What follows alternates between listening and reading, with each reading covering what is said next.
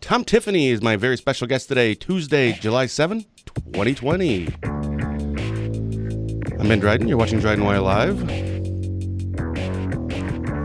Barron County Sheriff Chris Fitzgerald is usually my guest on Tuesdays, but I think he's, fighting crime, pulling over speeders and Barrons to slow down.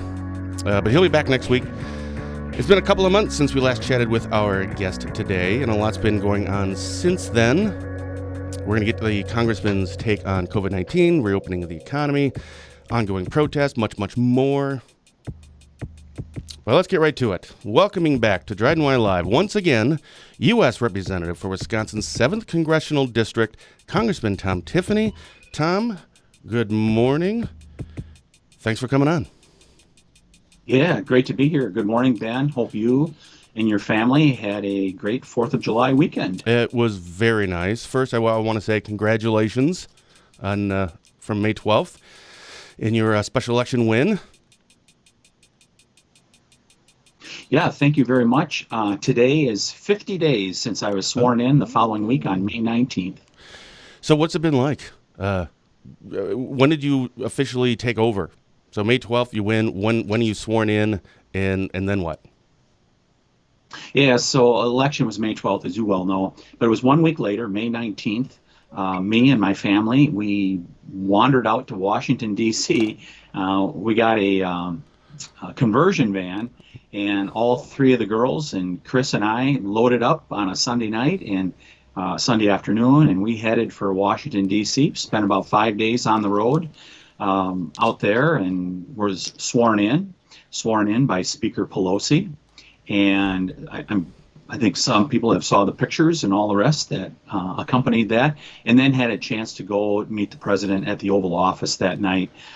Truly a great honor. What a privilege to be able to be sworn in the United States Capitol, to represent over 700,000 people here in the 7th Congressional District, and then to meet the president also. Really just truly honored to be able to do that. Yeah, so what's that like when you go there? I mean, I've been told, or maybe I saw it like on the West Wing or something, that when you walk in, Oval Office, or you meet the president, whoever the president is, right, you just walk in and you change as a person just a little bit, because it's just the aura of the whole place. What was that feeling like when you walked in? Well, we believe everything that the West Wing told us, right? I do. And so we started out, when we went into the Oval Office, we first went into the Roosevelt Room, which had FDR, Teddy Roosevelt, pictures with that. Really a very interesting room with lots of United States history in it.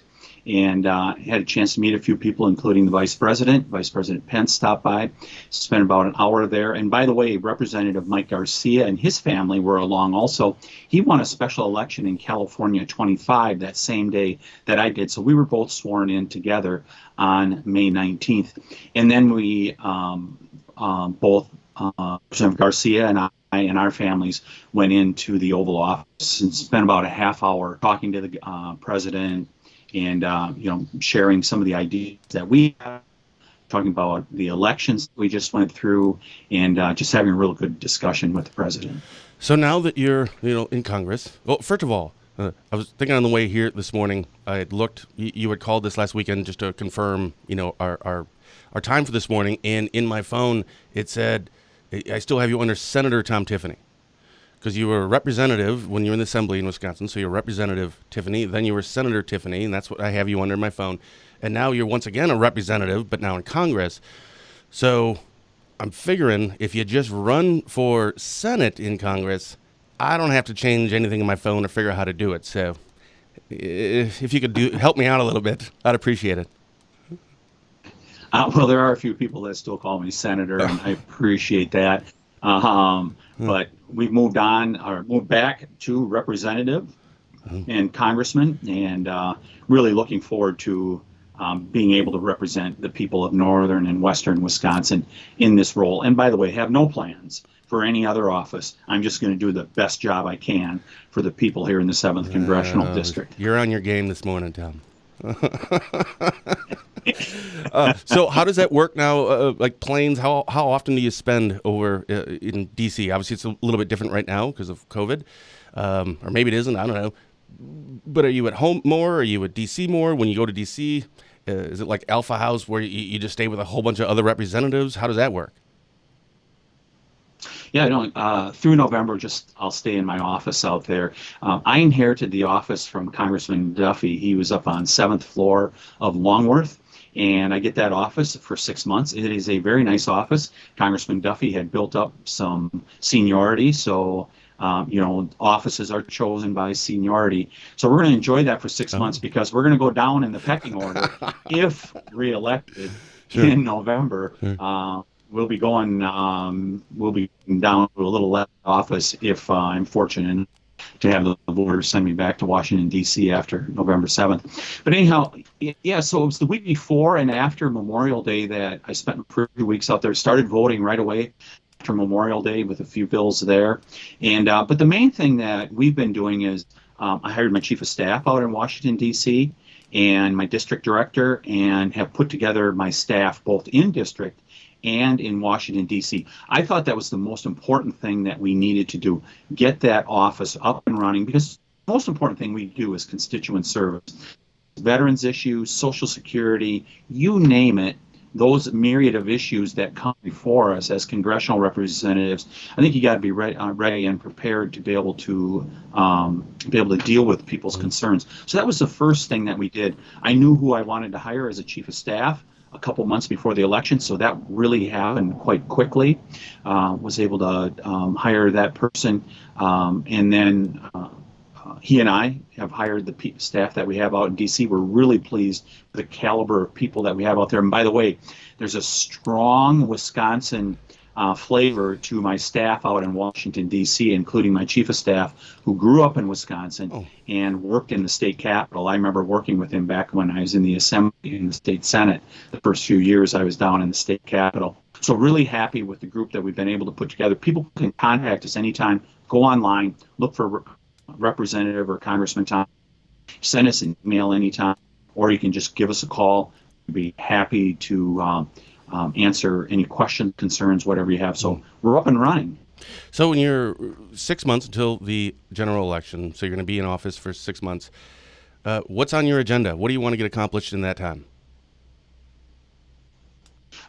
The first thing that I just talked about is get our office up and running. Most important thing we can do is make sure that we're answering those constituent concerns. So we're certainly doing that. I've introduced a bill along with Representative Banks out of Indiana. First one that I introduced was encouraging schools to go back into session. And I just think it's so important for our schools to get back open and running full time starting at Labor Day. So we, Representative Banks and I, introduced a bill to incentivize our schools to get up and running here come this fall. I just think it's so important that happened. I mean, there's a few things that we're seeing happen out there.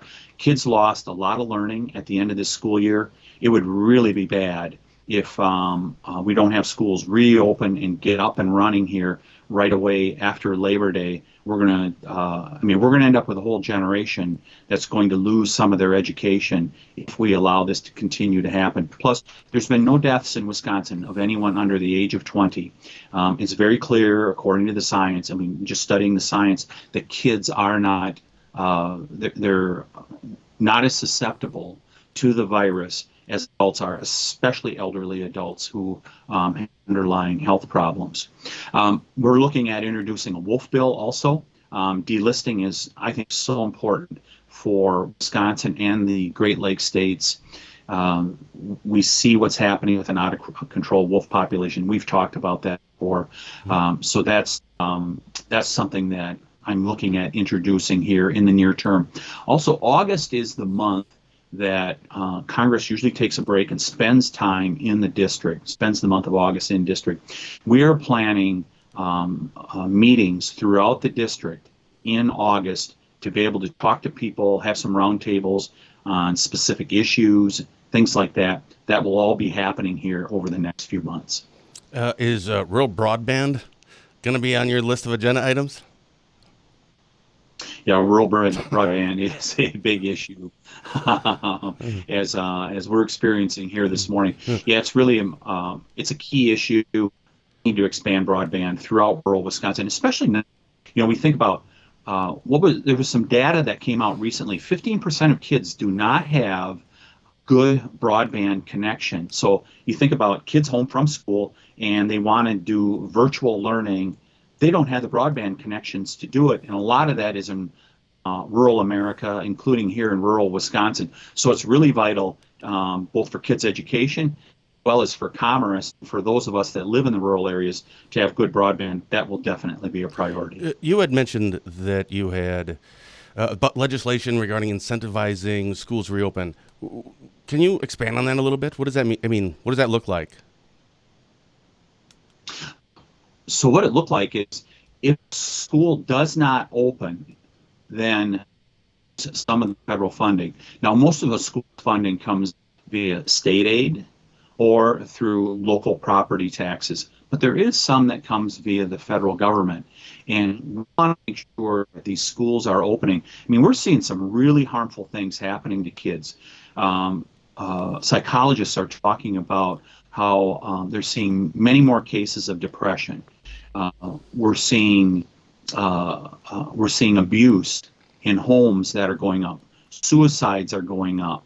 We are seeing kids that are not getting their vaccinations. Vaccinations are down, I think, over 50%. I don't remember the exact number, but vaccinations are way down. I mean, there's a whole series of things that are happening as a result of our schools not being opened, and it's going to have really harmful long-term effects on our kids if we don't get our schools reopened. And I see it with my kids here at home. I got one child that's still in high school. You can see it here. The learning just isn't the same, and I think she would acknowledge that if you talk to her. COVID across the country, in certain parts, the case numbers are going up, or at least, well, it certainly is. I mean, obviously Florida and California, other issues. You could argue Wisconsin, yes and no. I mean, it depends on what stats you kind of look at. Do you have any concerns that this is coming back in full force? Yeah, I certainly think we need to be vigilant. I think we need to be vigilant like any epidemic that may be coming forth. I mean, you look back in 2009, what was that, H1N1, something like that? Yeah. I mean, you really have to be vigilant about these things, but shutting down the whole world and the whole economy, not sure that's the route to go. So let's look. So we certainly should be concerned. But look at Wisconsin. What have we had now? Like 5 out of the last 10 days, 5 out of the last 11 days, there's been no deaths. And that's one stat that is not part of the headlines when you look at the nightly news, when you read the local newspaper, you read the radio reports. Very rarely do they talk about the number of deaths. This is really good news, like in Wisconsin, where we've had a number of days here over the last 10 days that there's been no deaths. So that's really a good thing. And I think it's evidence that the testing that's being done is showing more people have gotten the virus. And hopefully we're getting to that herd immunity that people keep talking about, that some scientists are saying far more people have had the virus than we originally thought. And so hopefully we'll build that immunity just like any other virus. That would be a really good thing. I just think there's two key statistics, Ben. One is hospitalizations. We are not seeing our intensive care units being overrun here in Wisconsin, and also the number of deaths. And we are seeing them steadily decline over the last 2 months here in Wisconsin, which is really good news. And it's part of the reason why I'm really a strong advocate for reopening our schools. We can do it. We can do it safely, get our kids back into school full time before we lose a generation of educational attainment. What is your take on, what is your opinions on the protests that have been happening across the country, and obviously even in Wisconsin? So, First Amendment right to go out and protest. People can go out and do that anytime, but the protests are being used as a pretext for those that want to turn them violent. And we saw it all kick off in Minneapolis. What happened to George Floyd was incredibly wrong. And the police officer has been fired, he's been charged, and he's waiting trial. And we expect that justice is going to be applied in that case, because looking at that video, That was wrong what he did. And in fact, we had a bill come before us a couple weeks ago in the House of Representatives to put do things like get rid of qualified immunity, things like that for police, get rid of chokeholds, things like that. And I thought that bill missed the mark. While it was well intended, it missed the mark in this way. The failure that we've been seeing, Ben, is locally elected officials. Look at what happened in Minneapolis. That mayor utterly failed in his duty to protect the people of Minneapolis. And as we study what has gone on with their police department, it's clear the mayor and the locally elected officials, they did not rein in their police department when they had some bad actors. And police are like any other profession. There's always going to be a few bad actors. You need to drum them out. I've seen it over in our region here, where over time I've seen a couple bad cops, and locally elected officials dealt with those cops and made sure that they either changed their behavior or they got out of the police force. And this is really a solution that needs to be driven from the local level. We need locally elected people, locally elected officials that are going to do their jobs to make sure that they have good cops on the beat. But back to the protest. I mean, the anarchists, the Antifa members, those type of people that are just looking for any pretext with which to go out and destroy property, to bring anarchy to the United States, they'll do anything, and they use the protest that way. As we were going through this, I kept saying to people who were protesting, I said, take a look at the person next to you. Do they have a brick?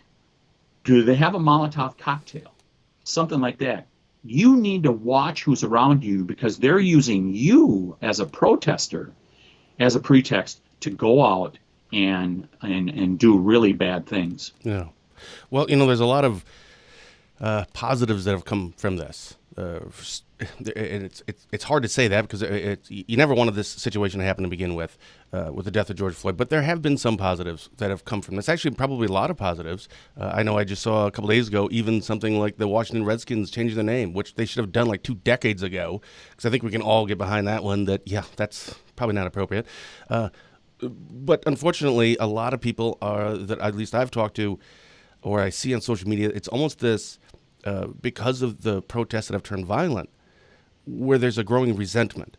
And I think it's taking away from what perhaps the message was originally intended to be. Do you agree with that? Well, there's no doubt about it that the message that the protesters were trying to put out, that it's been wiped out. When you see what the anarchists did, I mean, look at what happened in Madison. State Street, one of the most iconic streets in the state of Wisconsin, if not the country. People talk all the time about, hey, I want to take a walk down State Street. Well, folks, it's all boarded up now. 75 businesses that were basically destroyed. And then you had the Capitol, which was attacked just, what was that, a week, 10 days ago? Something like that. Maybe it's getting to be 2 weeks now. But that was attacked 2 weeks ago. And they tore down the statue of Hans Christian Heg, and they tore down the monument to Lady Forward, which celebrates women's suffrage. Some of them so-called protesters, those that have used the protests for violent means, they just tore them down randomly. They had no idea what they were doing. And it's a clear sign that the anarchists, all they want is chaos. And we need to be tough on them. And that's why I was so critical of the governor. It was very evident that they were going to come after the Capitol at some point. I've walked by those so many times in my stay in the legislature. Hans Christian Heg, Civil War soldier, immigrant, abolitionist. He died fighting for the Union to end slavery. And then you have people who say they're protesters that tear it down. That's just wrong, trying to destroy those monuments that are a testament to the history of our country. And I got to tell you, Ben, America's a great country and it's a fair country. And this whole notion that it's not is just wrong. Are Are there some warts in our history? You darn right that there is. But we've always sought to have a more perfect union. And those that choose to use violent means to make those changes are just wrong, and we need to stand against them. Final note I'd make in regards to this, the whole thing about defunding police. I mean, that's just absurd. And you're going to see in cities like Minneapolis, where if they're successful in defunding their police, you're going to see a mass exodus of people that are going to get out of those cities because they want to be safe.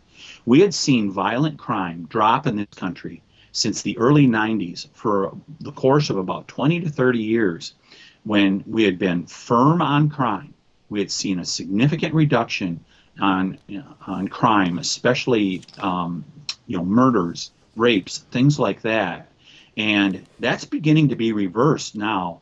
And all you have to do is look at Chicago, Atlanta, other big cities, even Minneapolis. And it is not pretty right now. And if people think defund police is the route to go, they're going to learn a very hard lesson of what's going to happen. Wow.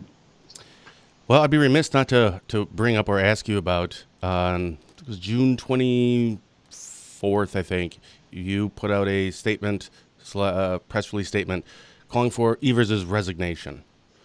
What led you to make that decision or to make that statement? So State Street was destroyed about 2 weeks before then. 75 businesses boarded up. By the way, many of those businesses, or at least some of those businesses, minority owned, they were just destroyed. The state capitol sits right at the top of State Street. I mean, anyone that's paying attention, it's very clear that the Capitol might be the next target. And sure enough, it was targeted a week or two later, and they tore down the statues. And I got to tell you, if they would have been allowed to, I think they would have burned down the Capitol. I mean, something that's very underreported, Ben, is that there was a Molotov cocktail thrown into the county emergency services building just off from the Capitol, the Dane County Emergency Services Building, without the quick actions of some employees in there who are manning the 911 stations and things like that. That building, there could have been people that would have died. The governor of the state, whether they're Republican or Democrat or any other political persuasion, their number one responsibility is to protect the health and safety of the people of the state of Wisconsin, including the property of the people of the state of Wisconsin. And that is exactly what the state capitol is. If you're not going to do the fundamentals of your job, then you should allow someone else to do it. So how much do you pay attention to now that you are you obviously represent the largest district in Wisconsin? You have 710,000 constituents or citizens in the district, all or whole or part of like 20 or 21 counties. So it's a large area. So you have to pay attention to things that are happening in Wisconsin, but you also have now you have to look at a broader picture, being in Congress, with looking at bills that affect the nation. How do you do that balance? And you've only been there, 50 days, I think you said. Do you get advice on how to do it? How does that work, I guess? By the way, Ben, 26 counties, all are parts of 26. Okay, I was way off. Wikipedia, I tell you. Yeah. That's all a part of 26 counties. 26. Oh. So, doing constant study in regards to the issues, because there are new issues, especially on foreign policy. Yeah. And those type of issues. So, really a sharp learning curve. But it's really been helpful having the experience, especially on the finance committee at the state level, where we dealt with the interplay of the federal money that comes in to the state. So I have some familiarity of how that works, and that part is really helpful. So it's a steep learning curve. But one of the first things I did, and this was about a month ago, I made a trip down to the southern border, the border of Arizona and Mexico, and had a chance to see the wall that's being built, and more importantly, had a chance to talk to the Border Patrol, local sheriffs, local ranchers, and others about how out of control the immigration system is down there and the border crossings. And the thing that, probably left the greatest impression on me, Ben, and I think about the sheriffs that I've met here in northern Wisconsin, is the amount of drugs that pour across the border, especially methamphetamine, heroin, fentanyl, especially meth and fentanyl. I mean, they're just deadly drugs. I mean, this is not like the marijuana we saw of 3 decades ago, stuff like that. I mean, this stuff is flat out deadly and is destroying lives. And it's amazing how much of that flows across the Mexican border. I mean, when you look at, the main thing people talk about is controlling immigration, controlling who, we should know who's coming in and out of our country, which I believe in. But boy, the flow of drugs is incredible that comes across the border, and had some really interesting discussions with local sheriffs about that. There's one sheriff, and by the way, it's just a matter of the will to do it, to be able to control what's going on at our border. And I saw it with one sheriff down there in Arizona. He said enough is enough a number of years ago, and he has coordinated local, state, and federal assets to really get control of those people that are coming in across his county that borders Mexico. So it was a great learning experience. Yeah, you had mentioned a minute ago your experience at Senate when you were on budget. Was it budget? What was that? You were budget, finance, something? Finance. Yeah. Finance. So would you describe yourself as a fiscal conservative? Yes. I think you had mentioned a couple months ago when you were still running for the seat for that special election, you had talked about bringing that same fiscal conservativeness to Washington, D.C. I know it's only been 50 days, but have you had the opportunity to do that, and what does that look like? Yeah, I've already voted on a couple bills here last week that would have spent billions of dollars that we do not have. One was there's the whole Green New Deal that Alexandria Ocasio-Cortez that she introduced. She's famous for doing that, which would basically end agriculture. No more dairy farms, no more beef farms. They want to end all that. They believe there's no petroleum that should be used. You don't get to heat with propane, natural gas, anything like that anymore. And they brought forth a bill like that. And I voted against it because it was really it was a big waste of money, real boondoggle. And they did it via an infrastructure bill.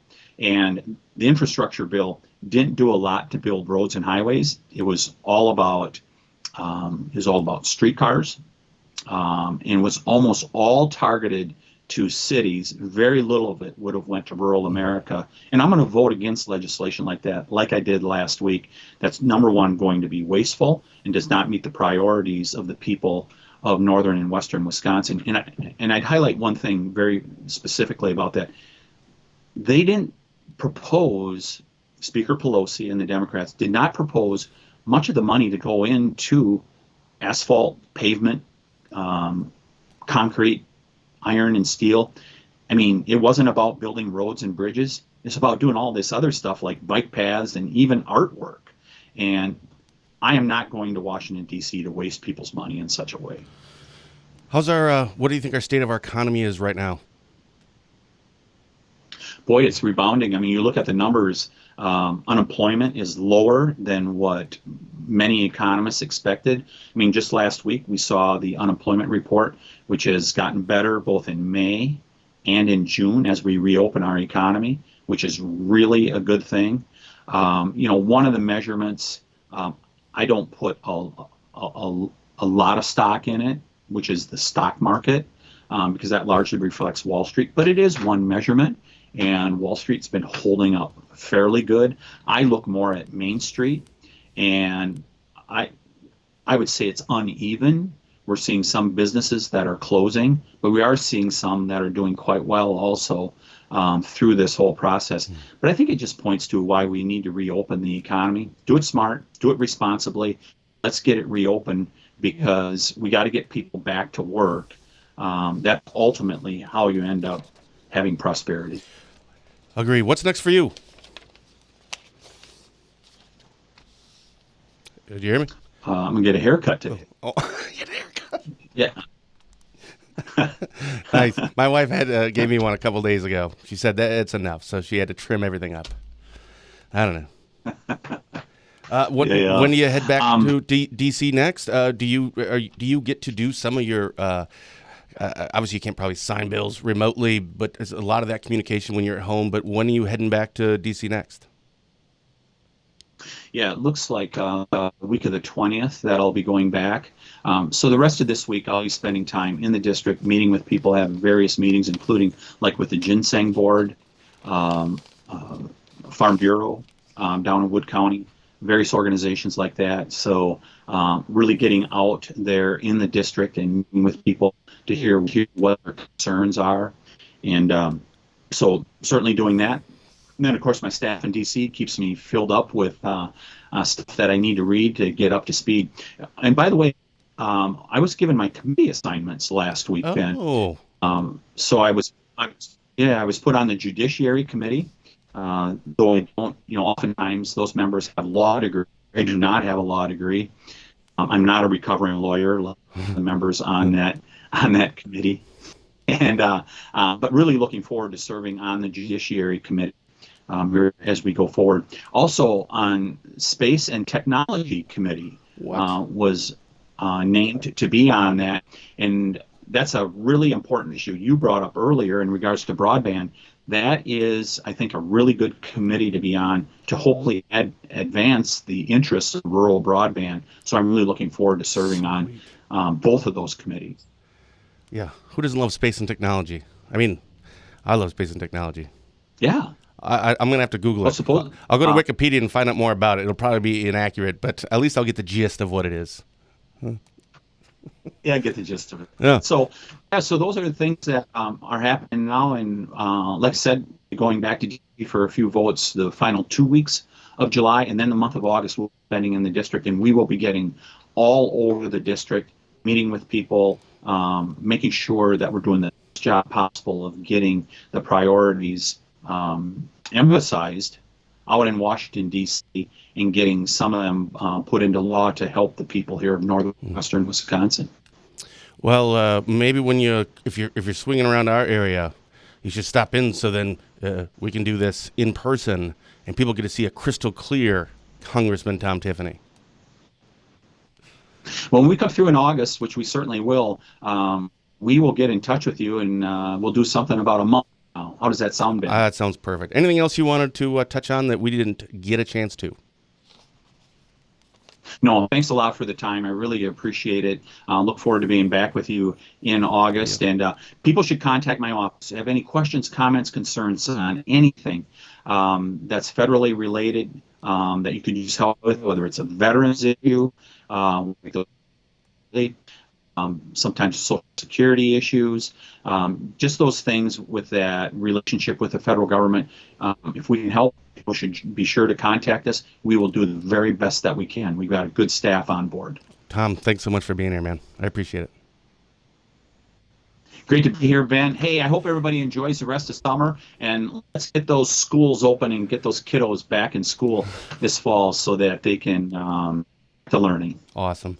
Thank you very much, Tom, and thank you to our very special guest, of course, today, Congressman Tom Tiffany, for taking the time to come on, and thank you all for watching. So until next time, stay safe, keep your social distance, and have a blessed day.